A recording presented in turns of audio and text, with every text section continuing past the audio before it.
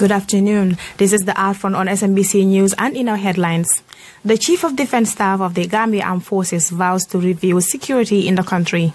2 senior police officers commanding airport operations have been removed. And the leader of the opposition GMC party, Mike Ahmad Fati, says police have no rights to suspend political activities in the country. Those are the headlines, and I am Fatima Yoyosal presenting.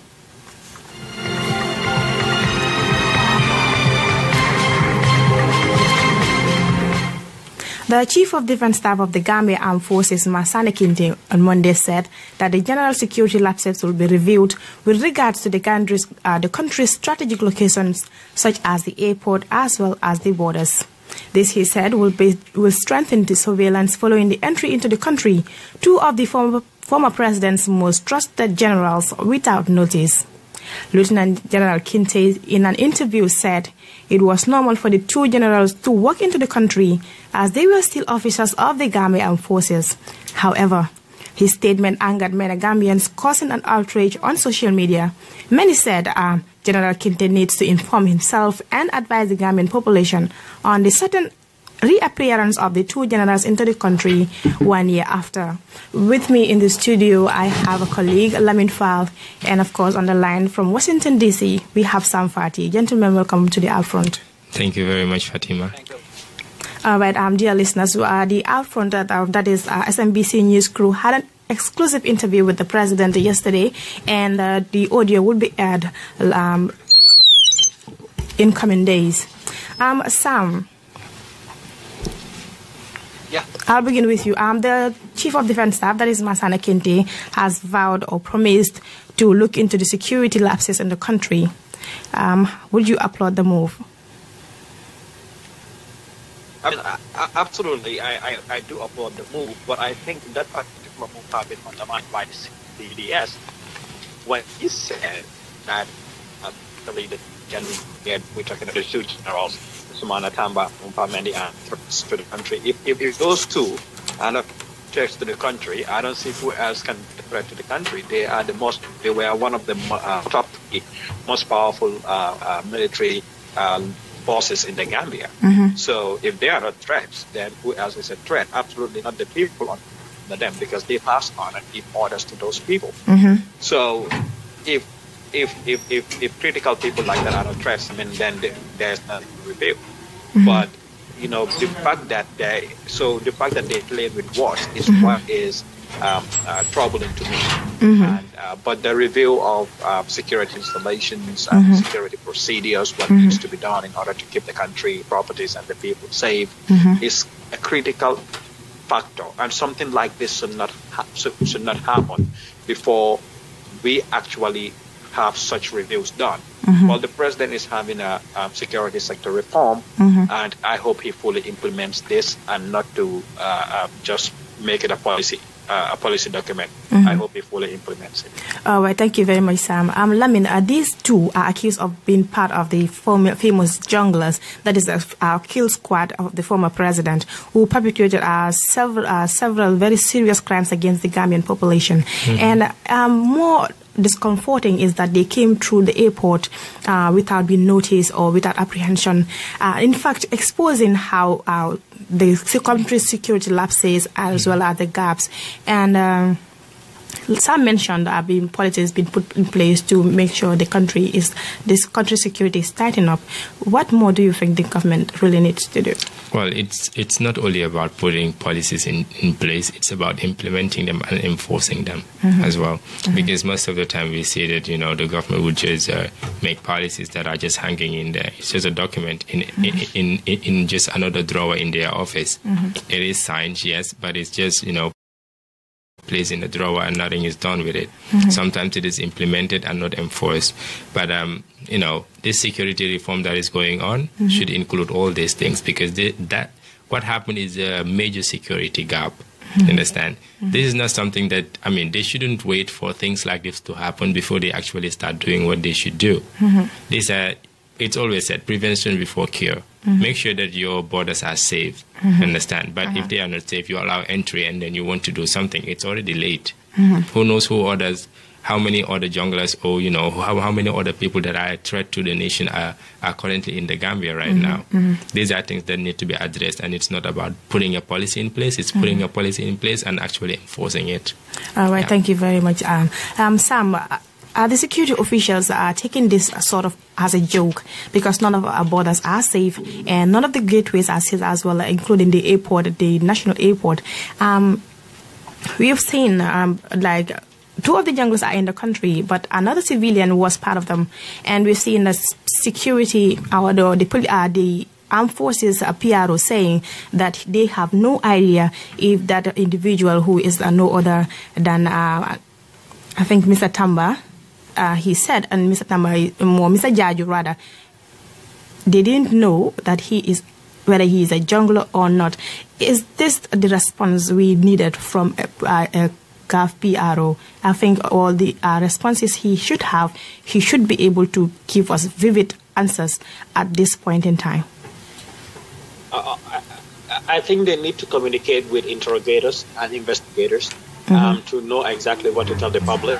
I know they are trying to avoid telling us certain things, but what the public needs is not necessarily the details of what these people are telling them when they interview them or when they interrogate them. What the public needs right now is actually assurance. The public needs to hear in their tone, in their language, and the way they speak, a strong assurance that everything is good, that people are safe. Well, that's what the public needs more than ever. But their tone, their language, their choice of words is lacking.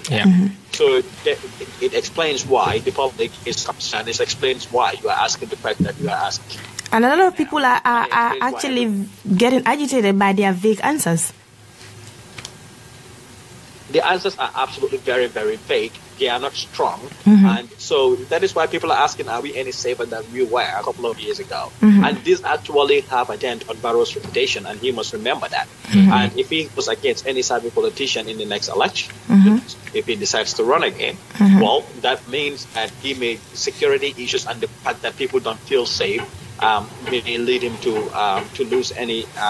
lose confidence in the voters. And the most important thing is we cannot have economic progress without security. So and investors will only come to Gambia if they have assurance. So everything this government is giving, their explanation is fake. Now, if you remember from the time that a coup was reported in the Gambia back in July, government undermined and underplayed the entire report. And we reported a coup, SMBC did, and the government said it was outright not true, that there was no coup in the country. And I remember very well that even the Army Chief of Staff at the time also gave an interview to West African Democracy Radio and said, less than 100 soldiers decided. That's nothing. Like, they pushed everything under the rug and downplayed everything to that extent. Next moment, we are seeing people in court. The truth would always come out. The truth is always going to prevail. What they need to do is to be concise, precise, and very clear to the public and give the public assurance that there is safety. Their big answers are not helping. Lamina, in fact, a Gambian writer in the UK have warned the Barrow government against complacency of a possible threat posed by the loyalists of the former president, including these three, that is Ansumana Tamba, Umpamendi, and this other Jaju guy. Jaju. Okay, coming back into the country just a year after in exile. I mean, they definitely should have a mission to come back into the country. Is the security really, really ready to settle this situation here? Well, the fact that they are already in custody means they are working towards it, and that's the big question. The one you just asked: why are they here after a year, going in exile with a dictator? But if you look at the situation right now, I think what the CDS or all the security personnel are trying to do is to make sure that everyone in the Gambia is calm. But they are communicating to us in such a rather confusing way because of the choice of words, the sentences they use. I mean, everything is just confusing. Yes, we do not want to know all the details, not everything that they do, that the investigations are revealing. But let them assure us that we are safe, but not with the choice of words they are using, because they are mostly confusing us rather than giving us information regarding what we want to know. And With regards to the Mamadou Jaju, I think it actually has been confirmed that he is just a civilian who happened to come along from Equatorial Guinea the same day that these two were coming. So that doesn't warrant him to be a very person. He should be investigated. He was investigated and later on released by the military forces. Yeah, it's confirmed. All right. Sam, the country's security is worsening by day.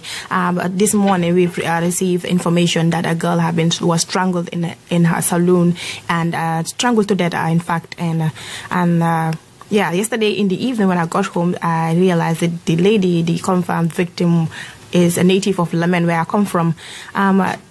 We've been hearing serious cases, including murder. This is not what the Gambia is known for. Is our security being compromised? I mean, it's the big question. Before, we had we not often hear these things happening because everybody was afraid of the consequences. I mean, it's not like they have not been happening. We have simpler, issues happening, and we have theft cases happening and stuff like that. But we can say some of them are underreported, right? Yeah. Like the press, we are not reporting certain things.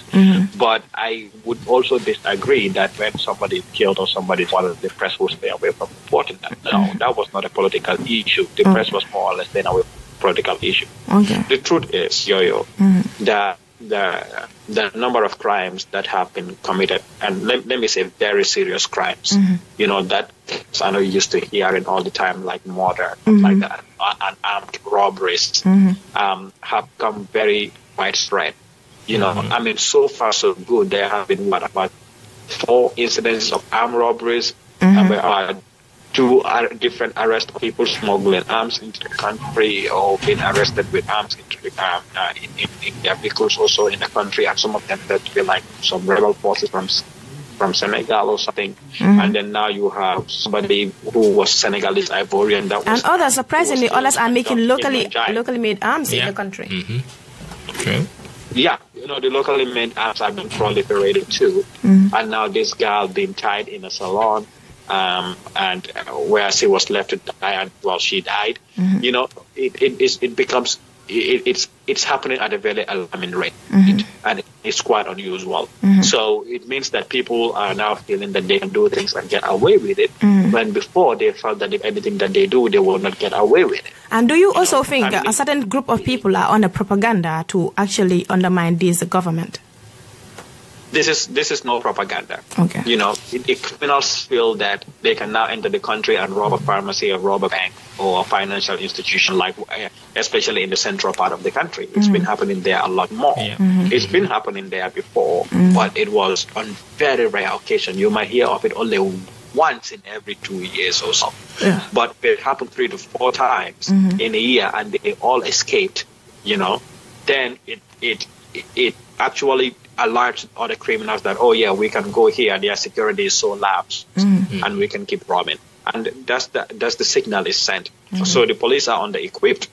And we have coming troops, but they are not everywhere. So the fear factor before that security was tight is on. And then they tried and they attempted multiple times and they succeeded and evaded authorities, including soldiers. So it's okay now to go into the country and commit very serious crimes that Gambians are not used to here. All right. Are the security been a bit little relaxed here with the coming of democracy? Do they really understand what democracy is? I've always emphasized, the word democracy has to be clearly defined, clearly described. Make sure that each and every Gambian, regardless of your position, your level of education, you understand? Let's just embark on a nationwide sensitization, something like that. Civic education is key. Let everybody understand what it entails. And coming back to the security aspect, from how I see things, the only people secured right now is the president, his family, and the cabinet ministers, because they are being guarded by the economic forces. But us, who are being left with our own soldiers, our own forces, are under very high risk of losing our lives or getting into danger at any point in time. Because they are very relaxed, just like Sam said, under-equipped and under-trained. All right, that is so sad of our security officials there. But then 2 senior police officers commanding airport operations have been removed. According to our sources, the 2 whose names are withheld were removed from the airport as part of an internal measure following outrage after key Gambia aides fled into the country undetected at the airport. Sam, removing them is not the case here. Do we have to remove them? In fact, they were removed from that post to another. Removing them is not the case here. Should they be trained? Can you repeat that again? I mean, the 2 officials from the airport have been removed from their post to another. Is that what we actually need? Do you believe that the training should be the paramount thing in this aspect? Do you think all police or do you believe all security officials will go on training to actually tighten up the security in this country? There is a need for training. I'll be very honest with you, but there is a need to hire people that are to be at the top too, that are very, very proactive. You know, but they like training. They don't understand the importance of interagency communications, because at the airport you have multiple agencies. You have multiple security agencies at the airport.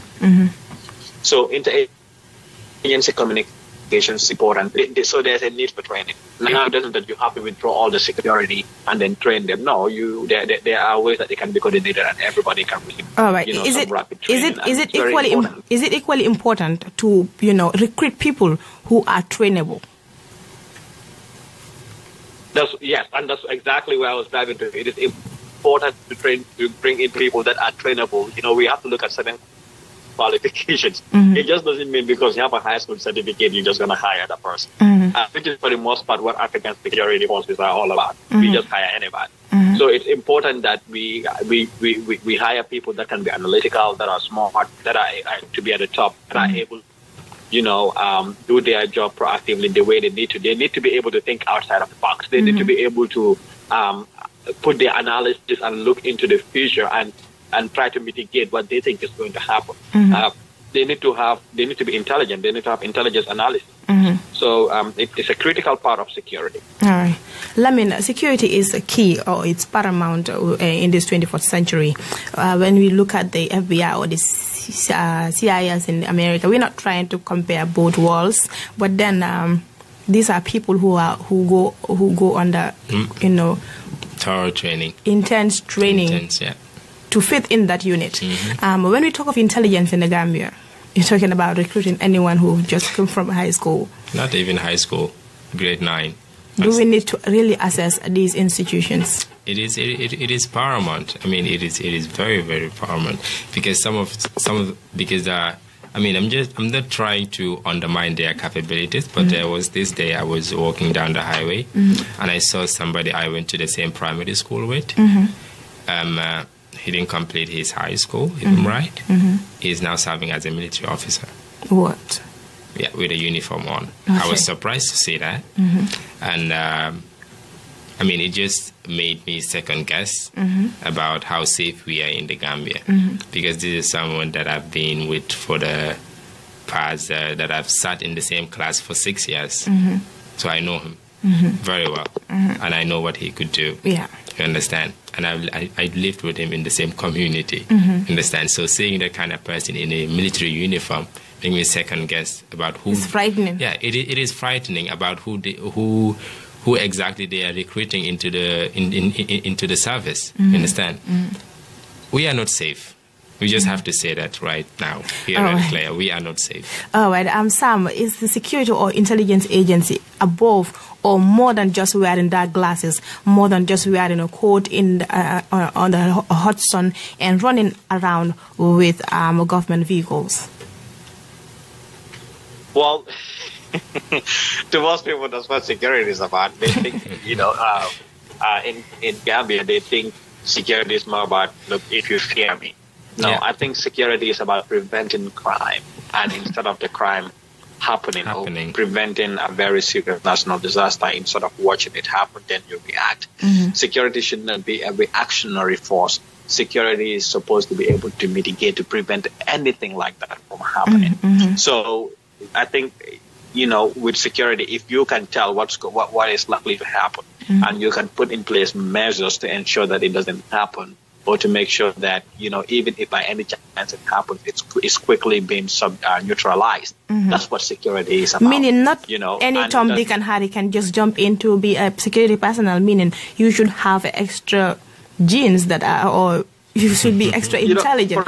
For example, I'll give an example. You can have people in the security, they are not so bright, they are not so, by normal analysis, assessment, they are not intelligent.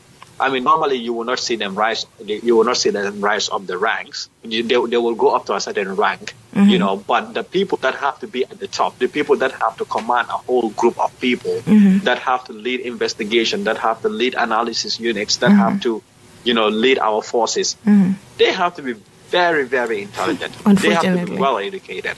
They have to understand the nature of their job. That's why when you're building a house, you have the engineer, but you always have the laborers, right? So there's a difference. You have the foundation as well. Yeah. So that's the difference. So it's the same thing with security. You have the foreman, the electrician, but you always have the chief engineer at the top over there. So our chief engineers and our consultants and whatever, in that level, if we're going to compare that, we need to be very smart people. Not just any Tom, Dick, or Harry should be able to come up and man some of these positions that they are manning. And that explains why what is happening right now in the country is happening. Because those are the people we have. And those are the kind of people that jump field in our security forces. Well, many people say that during the time of my Ahmad Fadi as the security chief, things were a bit liberalized. People were really, felt that we really have someone in command, someone in control who is capable of manning the position. And then we've also seen, maybe it might be a coincidence, after his dismissal and a lot of things have started unfolding in the country.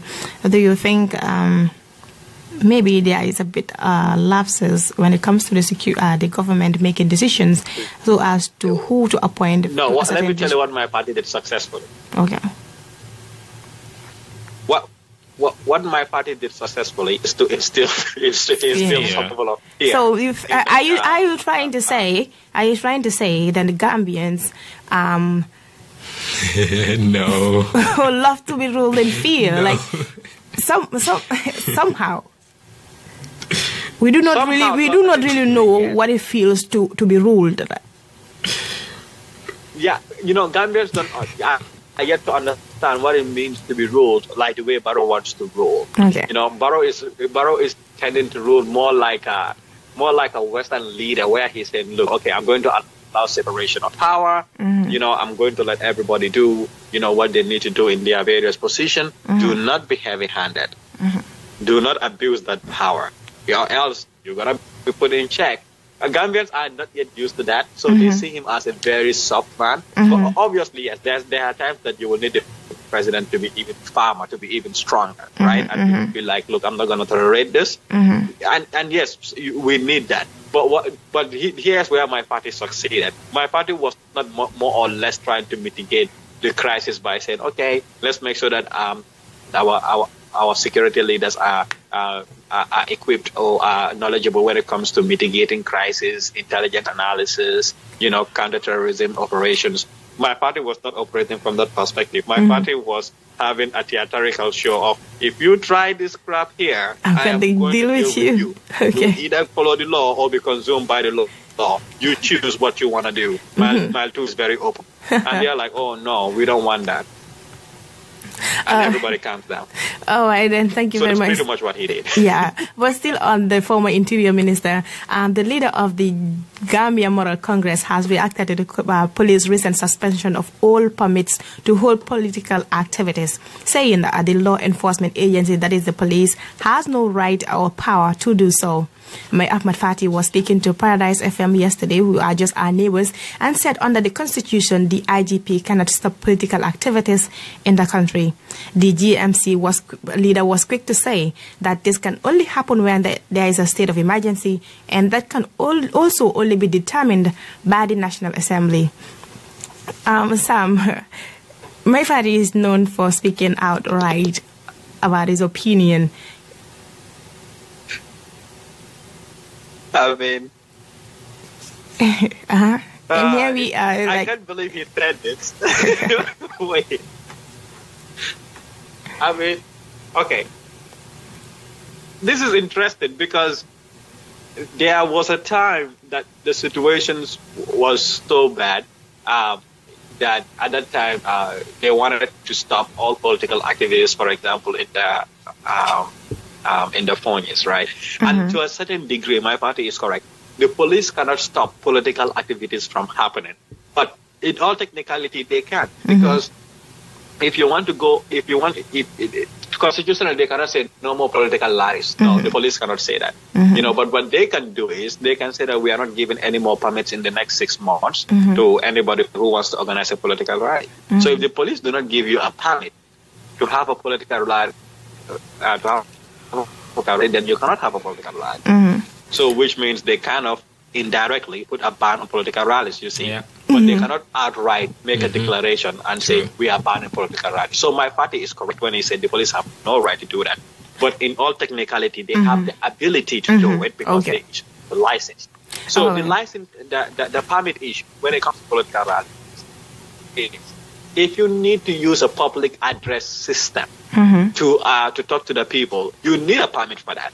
All right. But if I just want to gather, like with a group of people at a football field and have a big meeting, and I don't have to use a microphone or a sound amplifier to do that, I have the right to do that without requesting any permit from the police. So that's the critical part, you know, of the law. If we remember in Fast Nyaga Choi, when that stand-up happened between UDP and then the government of Yaya Jammeh at the time, and they said that they were not going to have a permit, Hussein Dabo said that they were going to continue with their caravan while they don't have to use a PA system. So the removal of the PA system from use still gives them the right to go ahead and hold their political rallies. So my party is correct when he said that they have no right to stop political parties, but technically they do have the power and the ability to stop them because politicians will need that sound amplifier in order to talk to the people. All right, thank you very much, Sam. Lamina, my party put forward a very concerning security issue here. That is the passports of those at Umpa Mendi and Ansumana and at Modu Jaju. Their traveling passports were nullified. Their papers are not in fact good, and their entry into the country, he said, must be investigated. I mean, I find this very confusing as well. If they don't have papers, how will they even come into the country? Exactly. I need answers to the same questions. So this is how insecure our airport is. In fact, I can just come out from the studio and just go fly into. But if their documents were nullified, what papers did they came to the Gambia with? It's a question to be answered. They came through Morocco. So everything should start from there. Or they might have just falsified their documents as well. Anything is possible. So thus the need for thorough investigation to be carried out. Let us just find out why they are here, how they got here. It was through the airport, of course. They flew into the country, but how did they get into that plane? All right. Yeah. So I'm looking at the interview Mafati put right out there. It seems he's putting it to the country that he is, in fact, the best or the righteous person for that position. Should he be reinstated? You know, I know you asked the president. Yes. This question of why was Mafati sacked? Well, listeners, you have to tune in. It will be announced later when that is going to be played. So, based on that, it still tells you my party's firing is for a serious reason that is becoming such a secret, right? Yes. Well, let's. And I, in fact, even asked the president if his government is buried in secrecy. Well, yeah, you asked him that. So let's see what happens. You know, when we listen to the interview, maybe we can be lucky to find out why my party was fired. But the whole bottom line is that you know, my party has proven one thing, and all of these happenings have proven something. sometimes you need somebody, even if he may not completely do his job the way you want it, or if, you need somebody who would just act up. There is one thing I tell you: when that situation happened at the airport, like the current Minister of Interior, nothing against him. I'm not criticizing him for whatever. Maybe he doesn't know what the heck is going on or what. I mean, he's not even visited the airport. If this was my party, I promise you now, he was going to be he would there. have been at the airport. In fact, I've never had that guy speak. He would have given a serious warning. He would assured the nation that this is not going to happen again, and people would have had the assurance that, look, everything is okay. This was just a minor fraction here. This is what we need. This is what the Gambians need. We need somebody who can communicate to the masses. We've not seen this man spoken since the incident. And in fact, it's not only about being appointed to a certain position because you are qualified. It is about assuming the position or assuming the office as the appointee as well. Well, we have a banker as a Minister of Interior. What do we expect? If it's my party, heads would have been going. What do we expect from somebody whose profession is being a banker? Even if it's for a show. Yeah, but we told that he had a security background as well. Well, he has security background. To what extent? Do we know? No. These are questions that need to be answered. You understand? These are key things that need to be looked at very well. Somebody whose main profession is being a banker. Yes, he has security background, but to what extent? You understand? These things should be topics of concern, but not just employing anybody to any position anytime you want.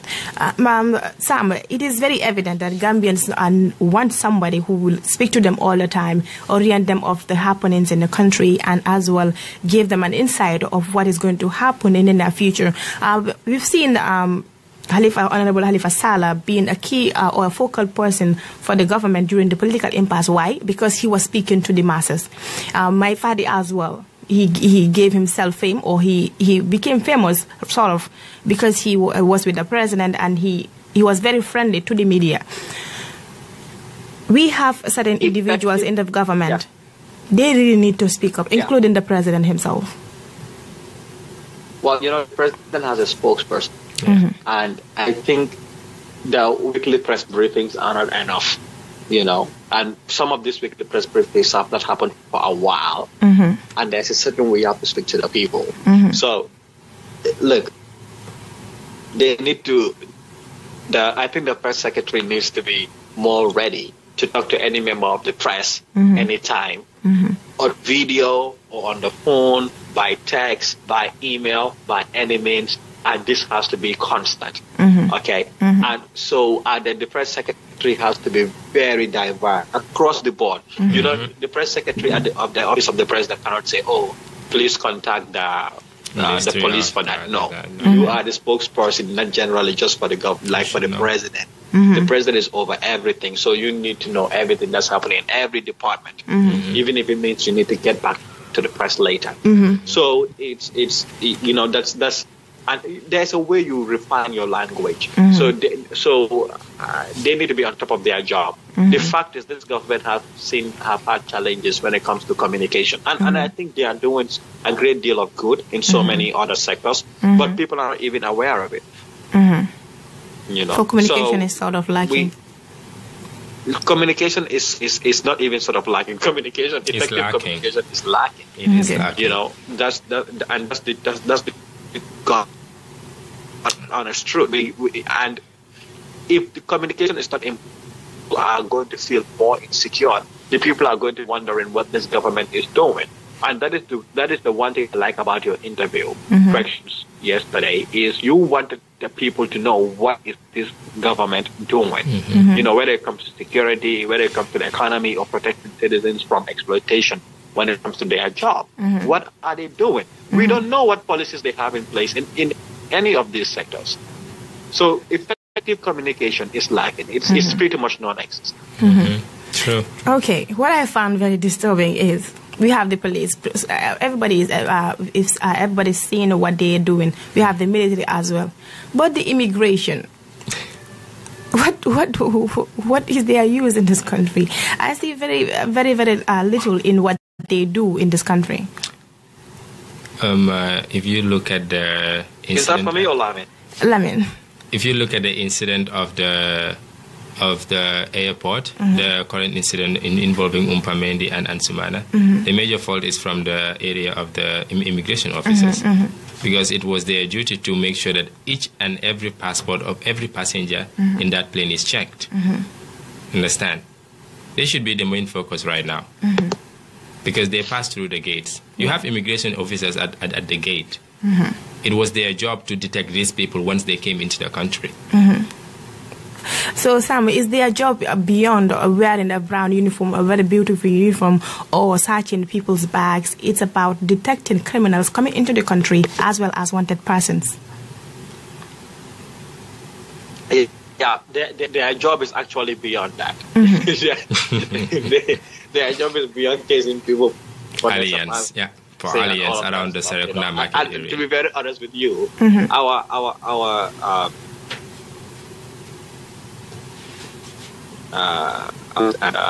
border personnel, you know, our police are the most less trained people when it comes to combat fighting or anything like that. They have been so less trained when it comes to law enforcement and intelligence gathering and stuff. All of these departments have to do these things, you know. But in Gambia, the immigration officers think, oh, my thing is just to prepare passports and ID cards for people, and if you don't pay your I chase you all around town and make you pay it.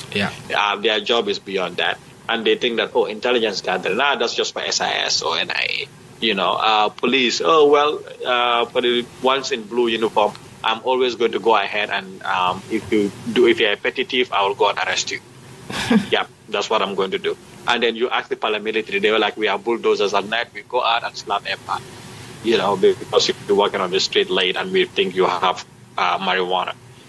That is not law enforcement. Law enforcement is way beyond that. And that is what our people need to understand.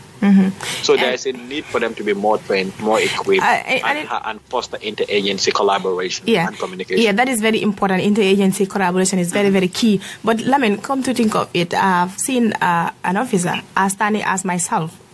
I was like, okay, if this one stands in front of me saying he is going to arrest me, I will retaliate, because, I mean, you physically weak, number one. Well, most of the time it's not about the size, you understand, because for me personally, as a citizen of the Gambia, a very proud one for that matter, if an officer approaches me, you know, professionally, after I have done wrong, and request to arrest me, of course, I would go. But it's the manner in which they approach people. They come to you as if they own you, as if they are above you because of the uniform they are wearing. That's where the lapses is. It's the way they approach people.